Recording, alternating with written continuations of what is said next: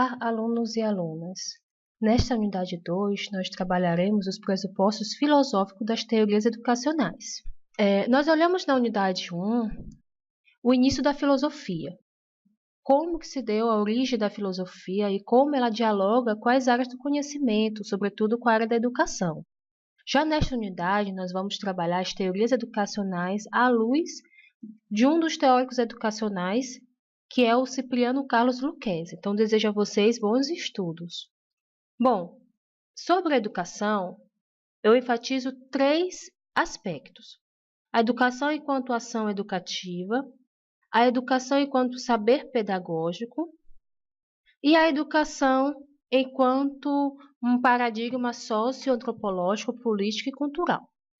Vamos compreender esses 3 momentos, esses 3 elementos. Então, a educação enquanto ação educativa, nós podemos compreendê-la como o próprio ato de educar. Qual é o sentido, o significado daquela ação, daquela perspectiva da ação, enquanto um ato de educar. Quais são os objetivos que eu, enquanto educador, enquanto professor, possuo ao lecionar uma determinada disciplina? E ao perceber essa ação educativa, eu preciso também compreender quais são os saberes que estão sendo construídos naquele momento e quais são os saberes que os meus alunos possuem bem antes, daquele momento que é o momento do ambiente escolar. Os saberes, eles também fazem alusão ao próprio ato pedagógico, ao fazer pedagógico.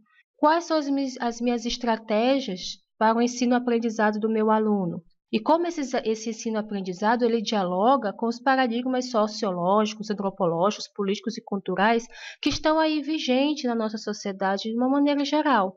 Observando que a escola ela faz parte, ela possui uma função social e essa função social ela dialoga com as questões mais macros da sociedade, nós não podemos perder de vista que existe sim paradigmas socioantropológicos, políticos e culturais que regem a educação brasileira. E como elas aparecem no nosso ambiente escolar? Então, são esses 3 momentos que a gente não pode perder de vista. Nós, enquanto educadores, nós não podemos perder de vista. Eu trago algumas abordagens e uma delas é a abordagem essencialista, que via a educação enquanto uma forma de formação, de transformação do ser humano enquanto indivíduo e enquanto social, uma transformação plena. Aí eu trago para vocês a ideia da paideia, que objetivava formar o ser humano como um todo, segundo o ideal platônico de formação, ou seja, Platão ele não via o corpo dissociado da mente, muito pelo contrário, o corpo sem mente, sem alma e sem o ato da racionalidade seria somente um corpo mecânico, Então, todo o ato do indivíduo, enquanto seres humanos, ele possui uma finalidade. E essa finalidade ela é construída a partir dessa indissociação do corpo com a mente. Então, se nós tomamos uma determinada atitude em nossas vidas, por exemplo, de cursar o curso de licenciatura em Química ou cursar o curso de licenciatura em Matemática, é porque em determinado momento da nossa vida, nós pensamos racionalmente nos benefícios nessa nova construção de conhecimento para a minha vida, para as nossas vidas. Então, essa abordagem essencialista ela vai perceber o indivíduo enquanto um ser social, um indivíduo enquanto inserido numa determinada sociedade, que participa dessa determinada sociedade, que para participar dela precisa se usar da racionalidade. Porque sem a racionalidade, nós estaremos somente reproduzindo ideologias, reproduzindo as normas e condutas e valores que foi sendo passados de geração a geração, sem questioná-los. Então, o ser humano, além de se constituir um fenômeno natural, é um fenômeno sociocultural, necessitando, porém, de instrução para assumir esta dupla natureza. Ou seja, o ser humano ele é dotado de cultura, ele é dotado de relações sociais, ele precisa de relações sociais para sobreviver. Ninguém vive sozinho na sociedade. E aqueles que vivem sozinhos na sociedade tendem a perceber alguns tipos de doença, digamos a depressão, enfim. Ninguém vive sozinho na sociedade. Então, mas só que a natureza humana ela é complexa. O ser humano ele é contraditório. Então, por possuir essa contrariedade, né, em sua natureza, precisaria-se de uma instrução, de uma forma de fazer com que cada indivíduo ele compreendesse o seu real significado na sociedade dessas relações sociais, bem como ele compreendesse que nós vivemos em uma sociedade hipoteticamente livre, mas que nós precisamos compreender, né, que apesar dessa nossa liberdade, nós possuímos regras, normas e condutas. Então a escola ela vai servir nesse sentido como um aparelho ideológico, né? Essa é a escola que vai embutir nos nossos alunos, no nosso corpo docente e discente, as normas e condutas e regras de um Estado soberano. Então, já a concepção naturalista, ela vai trazer uma educação que deva estimular a curiosidade espontânea da criança para pensar e produzir o conhecimento. Essa concepção naturalista, ela advém de um princípio de que a criança, ela é uma tábula rasa, e por ser uma tábula rasa, ela consegue, a partir das suas interações sociais com outras crianças, com o próprio adulto, aprender o seu real significado na sociedade. Ele vai aprender a partir das suas experiências, né, enquanto criança, de descoberta mesmo do conhecimento, espontaneamente. Nessa concepção naturalista, a curiosidade, né, o ato de fazer, o ensino-aprendizado mesmo, ele é um ensino-aprendizado bem natural, né, bem espontâneo. Então o aluno ele vai compreender sim a sua essência a partir dessas relações que ele vai estar buscando, tanto nas suas relações com os seus pares, com as outras crianças, enfim, e com os próprios adultos, né, com seus pais, com os professores. Toda essa espontaneidade que está sendo construída, né, a partir dessa curiosidade dos seres humanos, vai construir mais para frente, vai nos auxiliar mais para frente a construir personalidades. Né? E essas personalidades vai dizer, a partir da fase adulta de uma criança, por exemplo, aquilo que ela entende sobre as normas e condutas da sociedade, né? Como que ela vai se comportar na sociedade a partir daquele momento que ela aprendeu na sua da fase da infância, né? Que foi a construção da sua personalidade a partir das espontaneidades e na produção do próprio conhecimento. A concepção positivista, né, ele vem de um contexto de desenvolvimento científico-tecnológico, que surge através de pensadores como Auguste Comte, e que toma como objeto de estudo a realidade humana, considerando-a como um fenômeno natural observável, pois tem nos sentidos a única fonte de atingir o conhecimento. Então, o positivismo ele possui uma objetividade do conhecimento. Então, o conhecimento ele só é científico, ele só é válido se ele puder ser mensurado, se ele puder ser questionado, se ele puder realmente contribuir para o desenvolvimento científico e tecnológico. O positivismo ele tem a ideia de que o conhecimento, esses conhecimentos que são produzidos, por exemplo, dentro das lutas de classe, dos movimentos sociais, eles não são conhecimentos válidos. Então, ele percebe uma hierarquia de conhecimentos, o que está bem no ápice, realmente, do desenvolvimento social, né, para o desenvolvimento social, é realmente o conhecimento científico.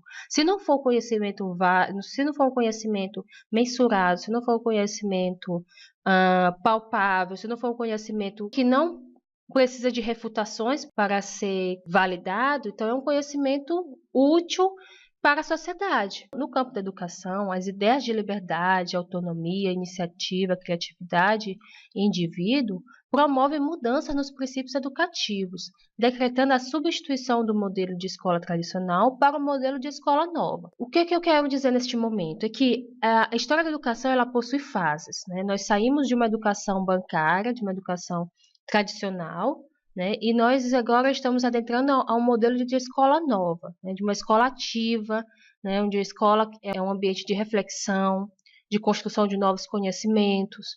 E que por isso é necessário que a liberdade de expressão, a autonomia daqueles sujeitos que estão inseridos naquele ambiente e a criatividade ela vem à tona. E um dos modelos, e esse modelo de escola nova, ela vem questionando, a partir do Manifesto dos Pioneiros da Educação, vem questionando realmente essas dualidades do ensino, né? Uma dualidade no sentido de que a educação pública é totalmente diferente dos outros tipos de educação, que é uma educação para a elite. Então, ela vai questionar essas desigualdades sociais, como é que essas desigualdades sociais elas aparecem no ambiente escolar, e pressionar por políticas públicas educacionais mais efetivas, mais contundentes, que percebam quem são os sujeitos, né, os sujeitos do ambiente escolar, que não são sujeitos no sentido homogêneo, são sujeitos no sentido heterogêneo mesmo da palavra. São diferentes especificidades de indivíduos que estão inseridos ali naquele ambiente. Então, o modelo de escola nova, ele vem realmente impulsionar uma crítica efetiva contra esses princípios educativos arcaicos, esses princípios educativos do conteúdo pelo conteúdo, o princípio educativo dessa racionalidade do conhecimento, como o conhecimento fosse único, imutável, que não fosse passível de questionamentos ou de contradições. Então vamos falar um pouco sobre as tendências pedagógicas à luz do princípio de Lucchese. Então, para compreender as transformações da educação e sua relação com a filosofia, nós vamos ver esses desdobramentos sociais com as tendências pedagógicas à luz desse autor. Então, Lucchese ele vai dividir a pedagogia em dois momentos, a pedagogia liberal e a pedagogia progressista. Na pedagogia liberal, nós vamos observar a pedagogia liberal tradicional, a pedagogia liberal renovada progressivista, a pedagogia liberal renovada não diretiva e a pedagogia liberal tecnicista. Já na pedagogia progressista, nós vamos ver a libertadora, a pedagogia progressista libertária e a pedagogia progressista crítico-social dos conteúdos. A doutrina liberal ela apareceu como uma justificativa do sistema capitalista. Toda essa ideia, a concepção de educação quanto conteúdo, educação voltada para o mercado de trabalho, né, para a formação de massas, de pessoas qualificadas, né, para trabalhar no capital, vem como justificativa do próprio sistema capitalista, que ao defender a predominância da liberdade dos interesses individuais da sociedade, estabeleceu uma forma de organização baseada na propriedade privada, né, a propriedade privada dos meios de produção e também da manutenção da sociedade de classes. Nós vamos observar aí que é uma sociedade de classes onde a elite é a elite pensante e a massa do proletariado, dos trabalhadores, são aqueles que serão moldados, né, que foram moldados para o mercado de trabalho, para o trabalho propriamente dito, para serem uma força de manobra do sistema capitalista. Então, a pedagogia liberal ela sustenta a ideia de que a escola tem por função preparar os indivíduos para o desempenho de papéis sociais de acordo com as aptidões individuais, mas também com os interesses do próprio mercado, o interesse do próprio sistema. A escola vai ser somente um aparelho, um modo, né, de inculcar na cabeça das pessoas, né, quais são os seus papéis sociais, delegando os seus papéis sociais para a manutenção do sistema. Então, o sistema ele precisa ser harmonioso. E uma das harmonias que vai ser... E como essa harmonia ela vai ser... Como é que essa harmonia ela vai ser entendida, né? Como é que ela vai realmente se manter, vai ser a partir da perspectiva educacional. Então, na pedagogia tradicional, ela se caracteriza por acentuar o ensino humanístico. Os conteúdos, os procedimentos didáticos, a relação professor-aluno não tem nenhuma relação com o cotidiano do aluno propriamente dito, ou seja, os conteúdos são meramente conteúdos programáticos, são conteúdos das disciplinas pela disciplina, bem como o método de ensino, que é um método tradicional que, se vocês forem perguntar para os pais de vocês ou então os avós de vocês, era o método da palmatória, era o método do caroço de milho, que se o aluno não alcançasse uma determinada nota, né, na disciplina, ou errasse um conteúdo, errasse os questionamentos sobre determinado conteúdo, ele seria castigado. Né, ele seria castigado. E a predominância da palavra do professor, das regras impostas, do cultivo exclusivamente intelectual. Então, o professor, ele não pode ser questionado, o professor é o detentor de conhecimento, e o objetivo do professor ali em sala de aula é só de repassar as regras, as normas e conduta da sociedade vigente. E aí nós temos uma imagem que reflete muito bem a pedagogia tradicional. Já na renovada, ela acentua o sentido da cultura como o desenvolvimento das aptidões individuais. Mas a educação é um processo interno, não externo. Ela parte das necessidades e interesses individuais necessários para a adaptação ao meio. Ou seja, há uma transformação nessa tendência liberal, renovada, mas mesmo assim ela não vai trazer bons frutos para a educação, porque ela vai entender o desenvolvimento das aptidões individuais como um desenvolvimento que não requer, por exemplo, uma orientação, né? Que não requer, por exemplo, o papel do professor neste momento. O aluno ele vai aprender por si mesmo, né, a partir da sua adaptação ao meio, e o professor ele é somente um mero observador daquele processo de aprendizado do aluno. Quer dizer, não haverá influências do ambiente externo, ou seja, da sociedade de uma maneira geral, da família de uma maneira geral, e o aluno, ele vai, de alguma forma, ele vai precisar se adaptar ao meio a partir das suas interações com ele mesmo, com as pessoas que estão ali inseridas. Então, nós observamos aqui nessa imagem o professor entregando papéis para os alunos e os alunos, por si só, vai construindo o seu conhecimento. O professor ele pode até orientar os seus alunos, mas o conhecimento, né, como esse conhecimento ele vai sendo intercalado na vida dos alunos, como é que ele vai sendo adquirido, isso vai ser somente a partir da interação do aluno. O professor ele vai somente entregar os materiais, né, digamos assim, os materiais para que o aluno se desenvolva por ele mesmo. Também na renovada, ela apresenta-se entre nós em duas versões distintas, a renovada progressivista ou pragmatista, principalmente na forma difundida pelos pioneiros da educação nova, entre os quais se destaca Nilson Teixeira, e a renovada não diretiva, orientada para os objetivos de autorrealização, desenvolvimento pessoal, e para as relações interpessoais, na formulação do psicólogo norte-americano Carl Rogers. Então, nós percebemos a renovada em dois momentos, na renovada progressivista e a renovada não diretiva.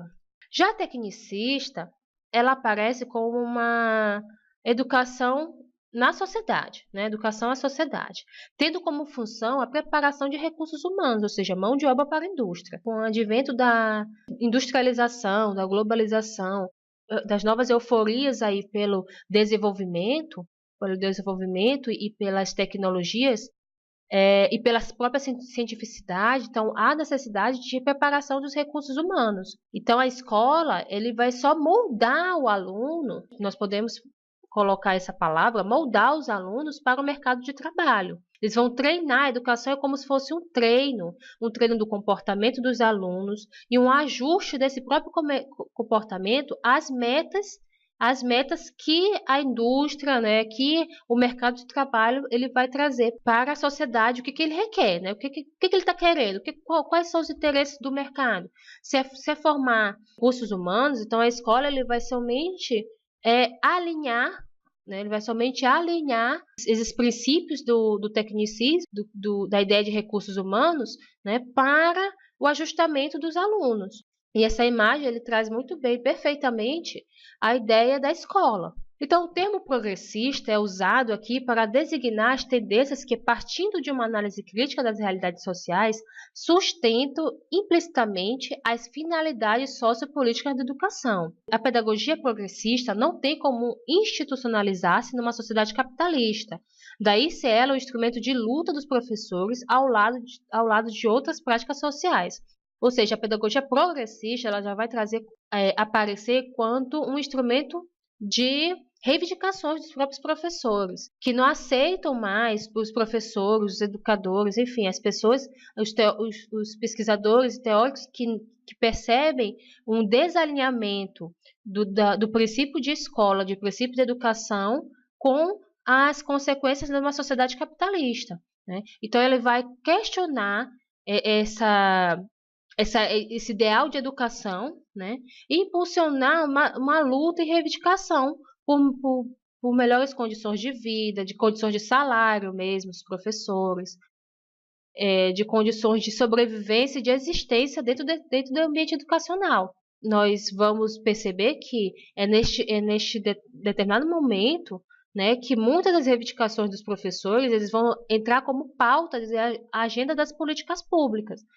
E a partir da entrada nessa agenda das políticas públicas, né, algumas políticas educacionais elas vão sendo institucionalizadas, vão sendo criadas para serem implementadas, né? Então, por isso a ideia de que a finalidade da educação é uma finalidade sociopolítica. Ela vai para além dos muros escolares.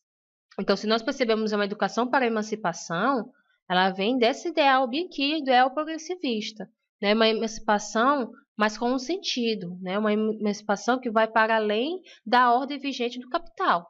A pedagogia progressista ela tem se manifestado em três tendências: a libertadora, mais conhecida como pedagogia de Paulo Freire; a libertária, que reúne os defensores da autogestão pedagógica; a crítica social dos conteúdos, que, diferentemente das anteriores, ela acentua a primazia dos conteúdos no seu confronto com as realidades sociais. As versões libertadora e libertária, ela têm em comum o anti-autoritarismo, valorização da experiência vivida, com base da relação educativa e a ideia de autogestão pedagógica. Já a tendência da pedagogia crítico-social dos conteúdos propõe uma síntese superadora das pedagogias tradicional e renovada, valorizando a ação pedagógica enquanto inserida na prática social concreta. Né? E aí nós observamos um desenho, né? Uma imagem, o aluno ele alcança novos voos a partir do conhecimento, mas esse conhecimento como pronto acabado, é o conhecimento crítico e social dos conteúdos, o crítico social da sociedade de uma maneira geral. Aí eu pergunto para vocês, que escola é essa que nós tanto falamos e que nós tanto queremos? Ao selecionar a escola como objeto de reflexão filosófica, não fazemos de uma maneira gratuita.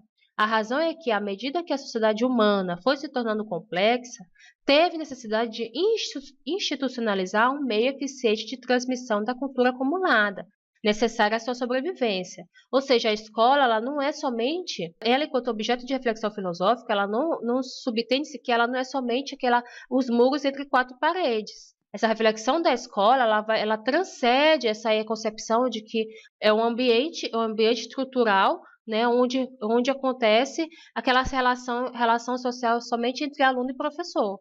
Não é isso. Né? A escola é um espaço de transmissão de uma cultura acumulada, assim como é um espaço de relações sociais entre o professor e aluno, entre aluno entre os gestores, entre as próprias secretarias de educação municipal e estadual, entre as próprias políticas educacionais vigentes, né? Entre os próprios governantes, ou seja, é um amplo e macro relações sociais. Então, privilegiar a escola como objeto de estudo e reflexão significa assumi-la como uma instância erigida pela sociedade e para a educação e instrução de novas gerações.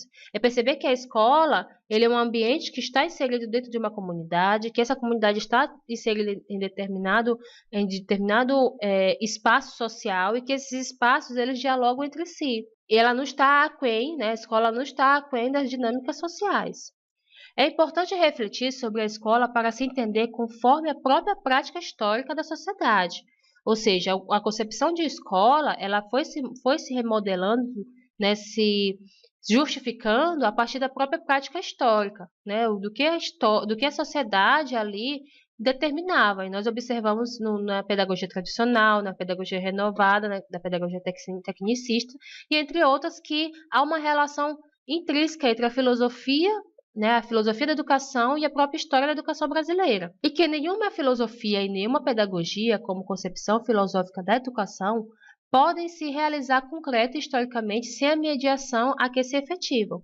Né? Ou seja, que é necessária uma reflexão filosófica para se compreender a real necessidade de uma modificação das estruturas educacionais brasileiras, por exemplo, e que, sem a reflexão filosófica, nós estaremos somente reproduzindo ideologias, reproduzindo as dinâmicas sociais em prol do mercado, em prol da sociedade capitalista. Bom, eu espero que vocês tenham compreendido a unidade 2. Peço que vocês estudem o fascículo da disciplina, bem como os conteúdos, os materiais que estão inclusos como complementares da disciplina, né, e participe também do fórum de discussão. Na unidade 3, nós vamos trabalhar a prática educativa contemporânea. Desejo a vocês bons estudos.